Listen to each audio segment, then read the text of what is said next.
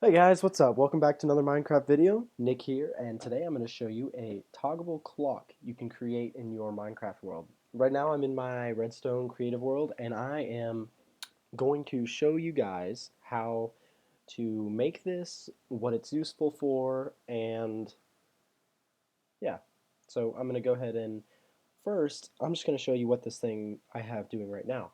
So I can make a blinking light turn on and turn off. So right now it's off, and turn it on, starts blinking again.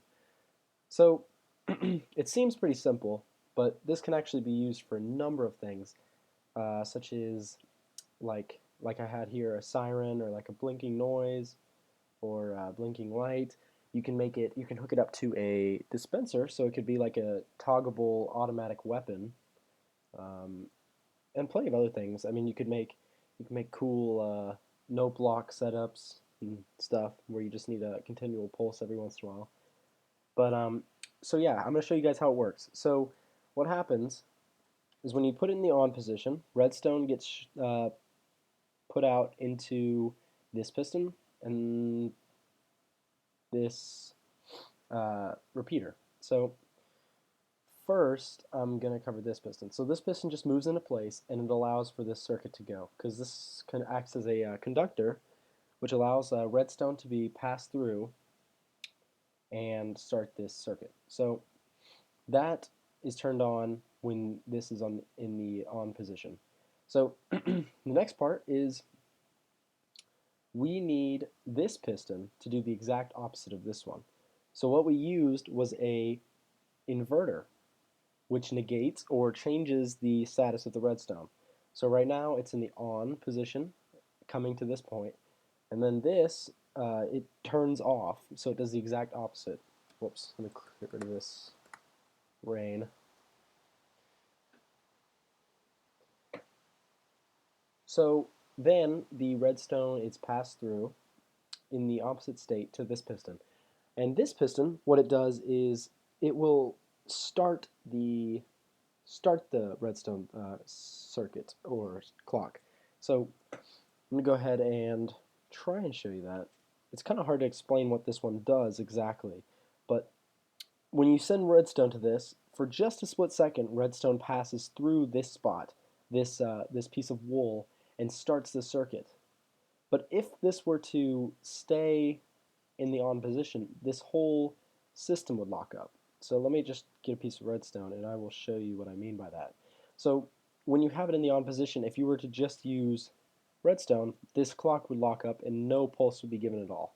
So what we want to do is we want to use wool so it can be moved out of the way right after it's used.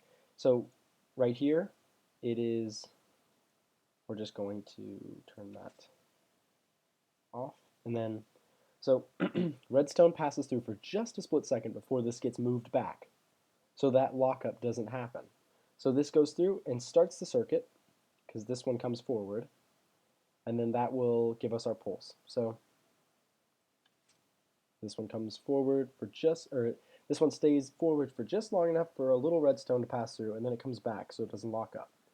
So that's pretty much how it works. Now I'm going to build it for you guys so you can just, if you need any more help, you can kind of see where I'm going with it. And so let's just get our materials. We're going to need a sticky piston. Going to need a lever.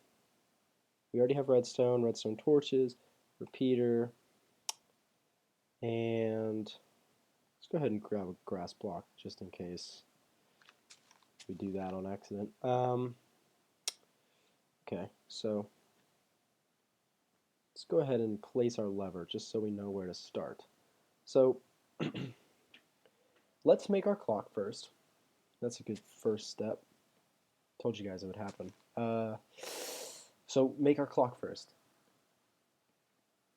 This is going to be the basic of the whole thing. So then we need to place our piston, the one that will conduct through the clock on and off. So, and then we're going to directly connect that to the lever. So this turns on, that comes forward, and that allows for current to pass through. Now we need our jump starter or the other piece of wool that just allows redstone to come in for just a split second. And as I showed you before, we need an inverter or a negator, whatever you want to call it, that changes the status of the redstone. So let's go ahead and get our piston here. We'll need that there, and there we go.